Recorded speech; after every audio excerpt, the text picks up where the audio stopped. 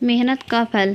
एक गांव में दो मित्र नकुल और सोहन रहते थे। नकुल बहुत धार्मिक था और भगवान को बहुत मानता था, जबकि सोहन बहुत मेहनती था। एक बार दोनों ने मिलकर 1 बीघा ज़मीन खरीदी, जिससे वह बहुत फसल उगाकर अपना घर बनाना चाहते थे।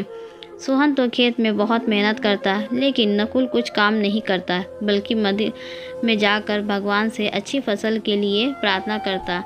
इसी तरह समय बीतता गया। कुछ समय बाद खेत की फसल पक कर तैयार हो गई, जिसको दोनों ने बाजार ले जाकर बेच दिया और उनको अच्छा पैसा मिला। घर आकर सोहन ने नकुल को कहा कि इस धन का ज़्यादा हिस्सा मुझे मिलेगा, क्योंकि मैंने खेत में ज़्यादा मेहनत की है।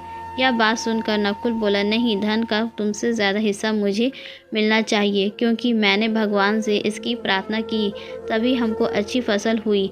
भगवान के बिना कुछ संभव नहीं है। धन के बंटवारे को लेकर दोनों गांव के मुखिया के पास पहुंचे। मुखिया ने दोनों की सारी बात सुनकर उन दोनों को एक एक बोरा चावल का दिया, जिसमें कंकर मिले हुए थे। मुखिया ने कहा कि कल सुबह तुम दोनों को इसमें से चावल और कंकर अलग करके लाने हैं, तब मैं निर्णय करूंगा कि इस धन का ज़्यादा हिस्सा किसको मिलना चाहिए।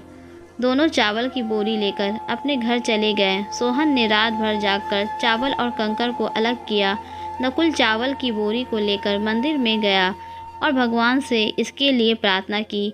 अगले दिन सुबह सोहन जितने चावल और कंकर अलग कर सका, उसको ले जाकर मुखिया के पास गया, जिसे देखकर मुखिया खुश हुए।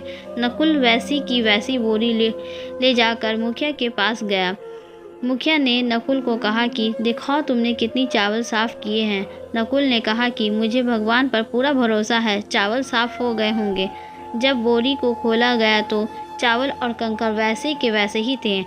ज़मींदार ने नकुल को कहा कि भगवान भी तभी सहायता करते हैं जब तुम मेहनत करते हो।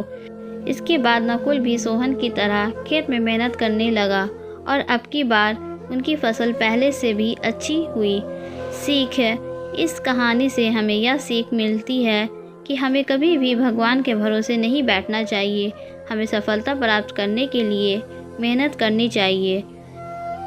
ये छोटी सी स्टोरी से आपको क्या सीख मिलती है, आप कमेंट में ज़रूर बताएं। अगर आप मेरे चैनल पर नए हैं तो सब्सक्राइब कर लें, लाइक कीजिए, शेयर कीजिए,